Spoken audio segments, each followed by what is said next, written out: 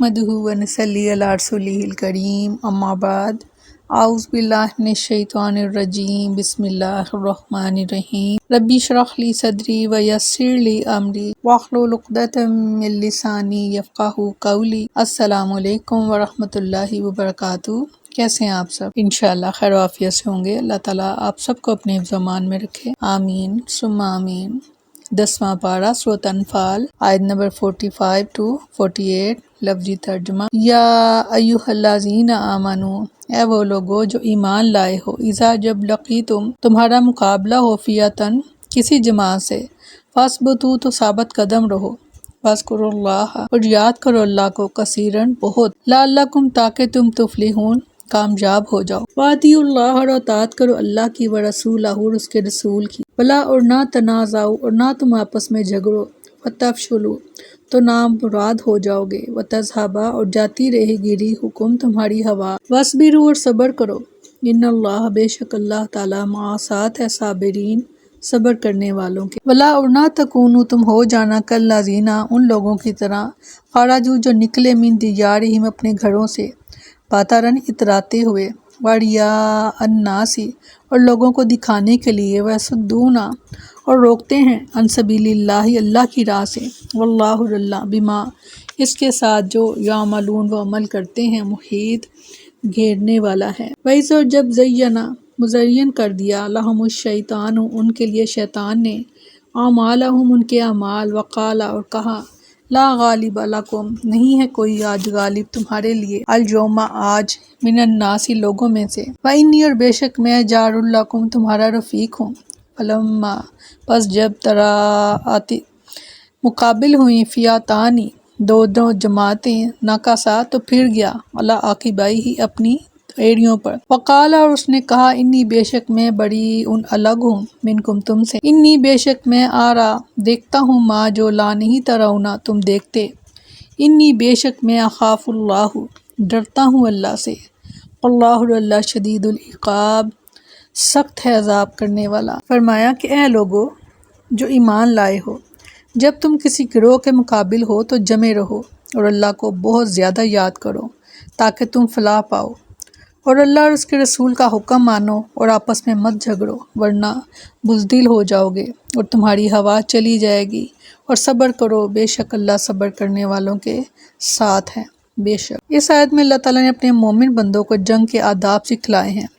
پہلی ہدایت یہ ہے کہ دشمن سے مقابلے کے وقت شجاعت اور بہادری اور ثابت قدمی اور استقلال کا مظاہرہ کیا جائے، کیونکہ اس کے بغیر میدان جنگ میں ٹھہرنا ممکن ہی نہیں۔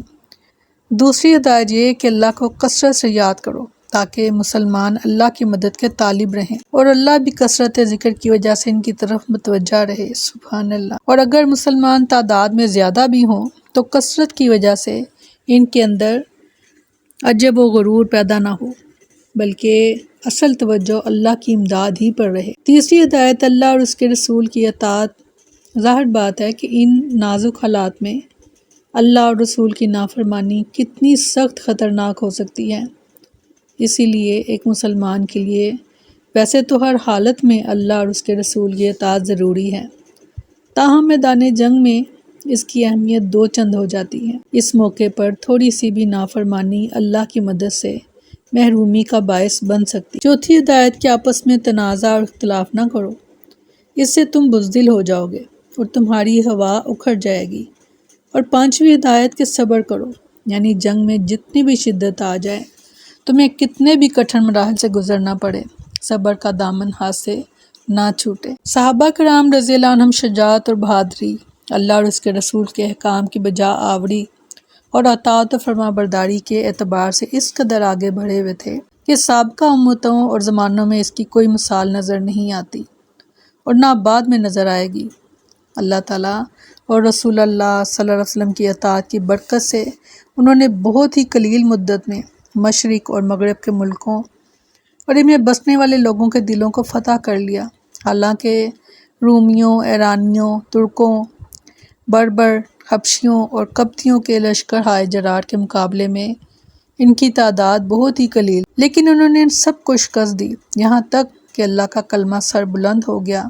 اللہ کا دین تمام ادیان پر غالب آ گیا، اور 30 سال سے بھی کم عرصے میں اسلامی ملکوں کا سلسلہ مشرق سے لے کر مغرب تک پھیل گیا۔ سبحان اللہ۔ سیدنا معاذ بن جبل رضی اللہ عنہ بیان کرتے ہیں کہ رسول اللہ صلی اللہ علیہ وسلم نے فرمایا، لڑائیاں دو قسم کی ہیں، جس نے اللہ کی رضا جوئی کے لیے لڑائی لڑی، اپنے امیر کی اطاعت کی، اپنا بہترین مال خرچ کیا، ساتھی کے لیے سہولت پیدا کی اور فساد سے اجتناب کیا، تو اس کا سونا جاگنا سب اجر کا مستحق ہے۔ تاہم جس نے شیخی بگاڑنے، دنیا کے دکھاوے اور شہرت کے لیے جنگ کی نیز امیر کی نافرمانی کی اور زمین میں فساد پھیلایا، تو وہ کچھ ثواب لے کر نہ لوٹا بلکہ الٹا عذاب کا مستحق ٹھہرا۔ سورۃ آل عمران میں فرمایا، بلا شبہ یقیناً اللہ نے تم سے اپنا وعدہ سچا کر دکھایا جب تم انہیں اس کے حکم سے کاٹ رہے تھے، یہاں تک کہ جب تم نے ہمت ہار دی اور تم نے حکم کے بارے میں آپس میں جھگڑا کیا اور تم نے نافرمانی کی، اس کے بعد کہ اس نے تمہیں وہ چیز دکھا دی جسے تم پسند کرتے تھے۔ تم میں سے کچھ وہ تھے جو دنیا چاہتے تھے اور تم میں سے کچھ وہ تھے جو آخرت چاہتے تھے، پھر اس نے تمہیں ان سے پھیر دیا تاکہ تمہیں آزمائے، اور بلا شبہ یقیناً اس نے تمہیں معاف کر دیا، اور اللہ مومنوں پر بڑے فضل والا ہے۔ بے شک اللہ مومنوں پر بڑے فضل والا ہے۔ سیدنا ابو ہریرہ رضی اللہ عنہ اپنے باپ سے بیان کرتے ہیں کہ رسول اللہ صلی اللہ علیہ وسلم نے جب سیدنا معاذ اور ابو موسیٰ اشعری رضی اللہ عنہ کو یمن روانہ کیا تو ان سے فرمایا کہ آسانی پیدا کرنا، سختی نہ کرنا، بشارت دینا، نفرت پیدا نہ کرنا،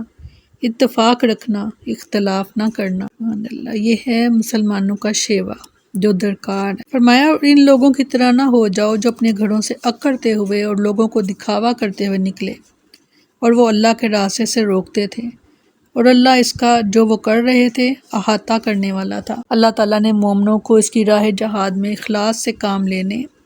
اور کثرت سے اس کا ذکر کرنے کے حکم کے بعد مشرکوں کی مشابہت اختیار کرنے سے منع کرتے ہوئے فرمایا کہ تم اپنے گھروں سے اس طرح نہ نکلو جس طرح مشرک نکلے تھے، یعنی فخر اور تکبر کا اظہار کرتے ہوئے۔ جیسا کہ ابو جہل سے کہا گیا کہ قافلہ بچ کر آ گیا ہے لہٰذا لوٹ جاؤ، تو اس نے کہا کہ نہیں واللہ، ہم اس وقت تک واپس نہیں ہوں گے جب تک بدر کے پانی تک نہ پہنچ جائیں، اونٹوں کو ذبح نہ کر لیں، نعوذ باللہ شرابیں نہ پی لیں، باندیاں گانے نہ بجگا لیں، تاکہ ہماری آج کی اس شان و شوکت کے بارے میں عرب ہمیشہ بیان کرتے رہیں۔ لیکن یہ سب کچھ اس کے الٹ ثابت ہوا، اس لیے کہ وہ جب بدر کے میدان میں آئے تو در حقیقت موت کے میدان میں آئے تھے، اور قتل ہونے کے بعد انہیں کلیب و بدر میں اس طرح پھینک دیا گیا کہ وہ بے حد ذلیل و رسوا تھے، اور سرمدی اور ابدی عذاب ان کا منتظر تھا۔ یعنی اپنی قوت پر ناز اور فخر کرنا، اپنی بہادری جتانے کے لیے لڑنا، آخرت کے لحاظ سے بالکل بے فائدہ۔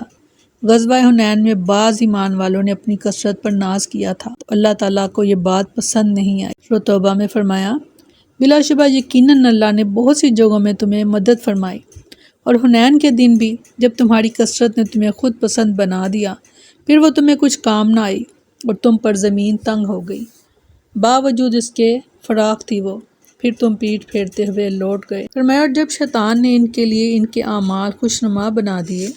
اور کہا کہ آج تم پر لوگوں میں سے کوئی غالب آنے والا نہیں، اور یقیناً میں تمہارا حمایتی ہوں، پھر جب دونوں جماعتوں نے ایک دوسرے کو دیکھا تو اپنی ایڑیوں پر واپس پلٹا اور اس سے کہا کہ بے شک میں تم سے بڑی ہوں، بے شک میں وہ کچھ دیکھ رہا ہوں جو تم نہیں دیکھ رہے، بے شک میں اللہ سے ڈرتا ہوں اور اللہ بہت سخت عذاب والا ہے۔ شیطان نے مشرکین قریش کے دل اور دماغ میں یہ بات بٹھا دی کہ تمہارا ارادہ بہت ہی اچھا ہے، کیونکہ اس طرح محمد صلی اللہ علیہ وسلم اور اس کے ساتھیوں کی نعوذ باللہ کمر ٹوٹ جائے گی، اور یقین کر لو کہ آج تم غالب ہو کر رہو گے اور محمد صلی اللہ علیہ وسلم اور اس کے ساتھیوں کو بھاگنا پڑے گا۔ مزید یہ کہ میں تمہارا معین اور مددگار ہوں۔ لیکن جب دونوں فوجیں آمنے سامنے ہوئیں اور شیطان نے فرشتوں کو مسلمانوں کی مدد کے لیے آسمان سے اترتے دیکھا تو پیٹھ پھیر کر بھاگا اور کہنے لگا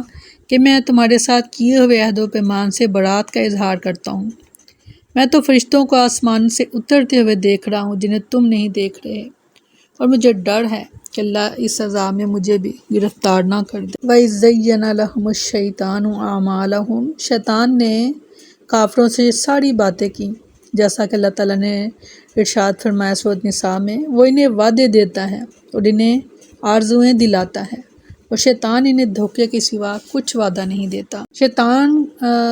کا اعمال بد کو مزین کر کے دکھانے والا معاملہ صرف کافروں کے ساتھ ہی خاص نہیں بلکہ مسلمانوں کو بھی ایسے جال میں پھنسانا اس کی فطرت ہے۔ سیدنا ابو ہریرہ رضی اللہ عنہ بیان کرتے ہیں کہ رسول اللہ صلی اللہ علیہ وسلم نے فرمایا، شیطان تم میں سے ہر ایک کی گردن کے پیچھے گدی پر 3 گریں لگا دیتا ہے، اور ہر گرہ پر یہ پڑھ کر پھونک دیتا ہے کہ ابھی بہت رات باقی ہے، مزے سے سوئے رہو۔ پھر اگر وہ شخص بیدار ہوا اور اس نے اللہ کا ذکر کیا تو ایک گرہ کھل جاتی ہے، اور اگر اس نے وضو کر لیا تو دوسری گرہ کھل جاتی ہے، پھر اگر اس نے نماز پڑھ لی تو تیسری گرہ بھی کھل جاتی ہے، اور وہ اس حال میں صبح کرتا ہے کہ وہ حشاش بشاش اور دلشاد ہوتا ہے، ورنہ صبح کو بد باطن اور سست مزاج جو ہے وہ اٹھتا ہے۔ سیدنا عبداللہ بن مسعود رضی اللہ عنہ بیان کرتے ہیں کہ نبی صلی اللہ علیہ وسلم نے فرمایا کہ ان کے سامنے ایک ایسے شخص کا ذکر کیا گیا اور کہا گیا کہ وہ برابر صبح تک سوتا رہا، نماز کے لیے نہیں اٹھا، تو آپ صلی اللہ علیہ وسلم نے فرمایا شیطان نے اس کے کان میں پیشاب کر دیا ہے۔ استغفار۔ سبحانک اللہم و بحمدک نشہد ان لا الہ الا انت نستغفرک و نتوب الیک۔ سبحان ربک رب العزت عما یصفون وسلام علی المرسلین والحمد للہ رب العالمین۔ السلام علیکم ورحمۃ اللہ وبرکاتہ۔